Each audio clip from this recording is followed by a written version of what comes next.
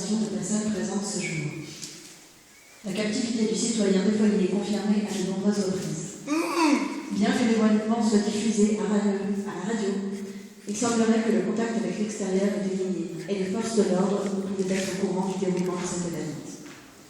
Nous reprenons les micros ici à live Yourhead pour continuer notre émission spéciale sur Gérard Desfoyers. Et je vois que sur mon écran, nous avons pour le moment seulement 7 connexions. Alors, si vous nous écoutez, prenez contact avec vos amis. Nous faisons cela aussi pour vous, chers auditeurs. Et après cette annonce de pub par notre magnifique speaking Véro, nous pouvons retourner à notre micro et notre interview. Donnez-moi ce micro, petit jeune de mes deux. Écoutez-moi bien, j'aime pas jouer. Je suis venu ici pour récupérer mon employé. Et vous allez faire ça sur le champ, autrement je vais devoir appeler la police. Et vous aurez des problèmes sérieux. Vous avez encore le temps de disparaître dans la nature et vous resterez dans l'anonymat. Vous annoncez cette mascarade à vos 3 auditeurs et c'est fait. Nous, on est sérieux, on a des responsabilités. Plusieurs milliers d'auditeurs quotidiens.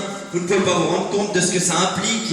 Et vous n'avez pas idée de la connerie que vous faites en vous attaquant à moi, personnellement, et Gérard. Il ne fait rien d'autre que son travail, il lit un point. Time out, on la ferme, le temps de parole est fini. Au suivant. Bien, alors voir du côté du Gérard pour entendre s'il a quelque chose à nous. Nadine, laissez-moi partir, je veux voir Nadine. Non mais je veux lire dans ses yeux. Ah mais tu l'as écouté, non mais vous voulez parler toujours que les gens de la radio peuvent pas faire une pause musicale, s'il vous plaît. Gérard Desfoyers ne semblait pas en état de santé préoccupant après 2 jours de captivité. Pendant les visites médicales, il était stable. Ceci dit, on pouvait reconnaître dans sa voix qu'il avait subi un choc émotionnel grave. Va pas. Bien, Gérard, merci de respirer encore et de ne pas avoir eu l'infarctus. Ça va, je suis encore jeune. Alors ça va bien. Est-ce que tu pourrais prendre 2 petites secondes et nous parler un peu de ton travail? Je lis. Est-ce que tu comprends que ta femme a une espace avec nous? Nadine! Gérard, mais dis-lui que tu aimes la lecture. Oui, j'aime lire plus que tout. Lire des choses, n'importe quoi, de gens Que des ce efforts. soit des plans d'austérité, que ce soit des textes écrits pour activer la peur et la terreur, le chaos chez la population, ça t'en a rien à foutre. D'ailleurs, je sais pas, c'est écrit un manifestant. Tu vois ce que c'est? manifestant, manifestant. Et si on te donnait un texte qui donnait envie de brûler le gouvernement, est-ce que tu le lirais? Oui. Non, si c'est avec le texte. Non, Gérard, tu ne dois lire que ce que je te donne. Mais papa, mais laisse-le faire ce qu'il veut. Tiens, ça tombe bien, j'ai justement un petit texte sous la main qui serait intéressant de faire lire au petit Gérard. Gérard, si tu lis une seule ligne de ce qu'il te donne, tu es viré. Mais c'est Gérard, ne sois pas aussi méchant. Il a toujours été serviable avec toi, disponible, toujours prêt à venir au travail. Il ne s'est jamais préoccupé des heures supplémentaires que tu lui as demandées. Mais parce que c'est la seule chose qu'il sait faire, ma fille. Cet homme est un abruti. Il mérite seulement de travailler et rien d'autre. Il ne pourrait même pas avoir une idée ou penser par lui-même. Mais papa, moi je l'aime. Tu n'aurais pas pu choisir quelqu'un d'autre. J'interromps ce petit règlement de compte familial, si charmant soit-il, pour voir si le petit Gérard ne pouvait pas nous dire quelque chose. Mais oui, GG, allez, vas-y. Gérard, je t'interdis de lire ce texte. Mais monsieur, c'est juste un texte.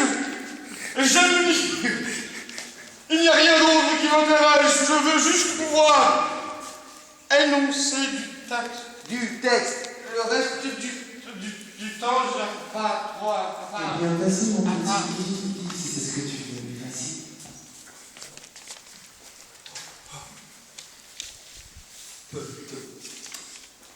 Autonomie has no compte. Il manque un accent et un point. It is a way of évident. C'est pas du français, ça. C'est ça, mais il est pas capable, il regarde, putain, c'est simple. Regarde. Autonomy has no frontiers. It is a way of eluding the imperatives of production, the verticality of institutions, the trap of political representation, the virus of power. In biology, an autonomous organism is an element that functions independently of other parts. Political autonomy is a desire to allow differences to deepen at the base without trying to synthesize them from above, to stress similar attitudes without imposing a general line, to all parts to exist side and side in their singularity. Mais vous êtes en train de torturer ce jeune garçon. Libérez-le. The history of the 20th century may be described as a struggle between the broadcast and the web, between the centralized medium of television and web, and the proliferating medium of the internet. The two models are obviously intermingling in the internet, but the philosophy of one and the philosophy of the other are clearly distinguishable as the utopia and the dystopia of a mediascape. However, in the main imagination of the futurist king of the universe, as Vladimir Shlebikov named himself, these two faces are united in the same nightmare dream.